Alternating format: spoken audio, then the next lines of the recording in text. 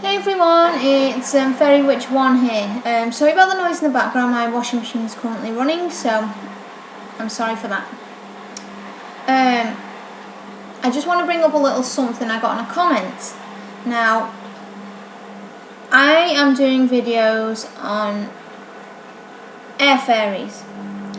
Now, not only is it air fairies I am talking about, now people forget these little things about fairies, that when you come to working with the fairies, you are working with elemental beings which are classed as like sylphs and salamanders and dines and gnomes.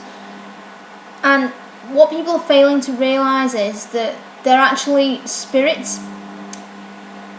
The air spirits can go from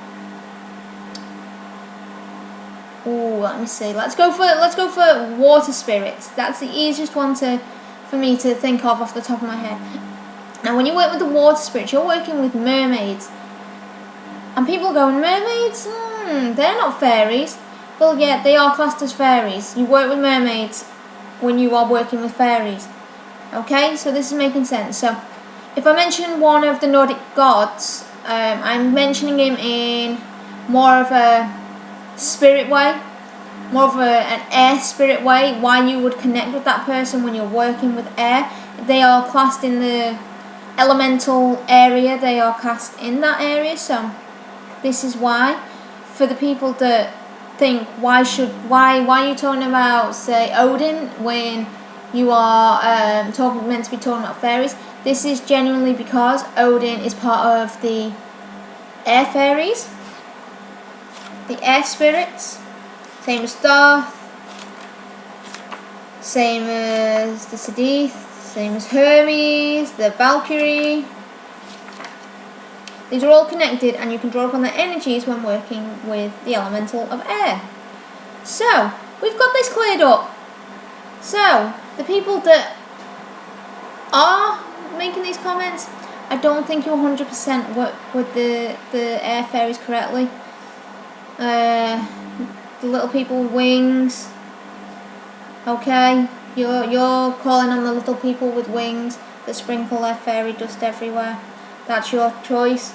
But this is the way I work with them. This is the way I do things, and this is the way I'm sharing it with people. So I'm cleared up. Now we're going to talk about the seven ravens. This is still part of the air fairies or air spirits. Okay, the air elementals.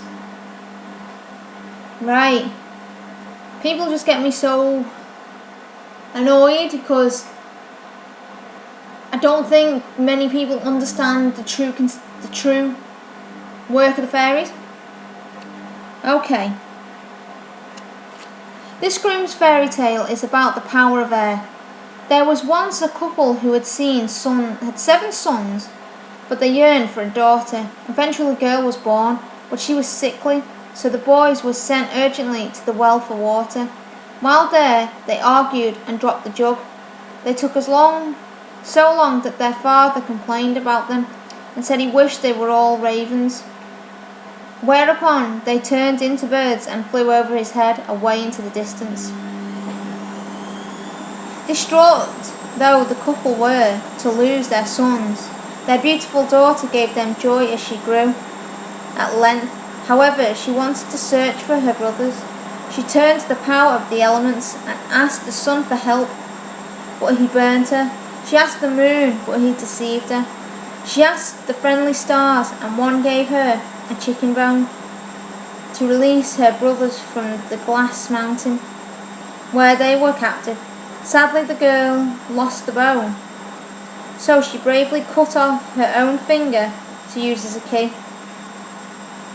Once inside, she spotted 7 dishes of food and 7 cups. She ate and drank a little from each one, and in the last she dropped her mother's ring. Then the air was filled with a whirling sound. She hid behind a door as the ravens returned. Who has eaten from the plates? They demanded. We know it's a mortal. Then one of them spied the ring and cried, God grant our sister may be here, and we are released. The girl then stepped out and the boys became human again, and all went home to the reunion and great rejoicing. This story is more complex in its full-length version, with many different symbolic meanings. One thing is clear: we should be careful what we wish for. In the case of the sylphs, in case the sylphs hear us, the father's wish was made in anger and was misguided, and for this he suffered the loss of his sons. However, we wish for the raven's son, whose was wise, so he had his brothers become human again. The bravery and resourcefulness of the sister appealed to the fairies, and the ring signified memory, the unseen, enduring thread that the sylphs helped to spin. So, that is a little bit more than particularly an air fairy. That is just a story about what the air fairies can do, the sylphs can do. So I hope you take that into your mind. You take the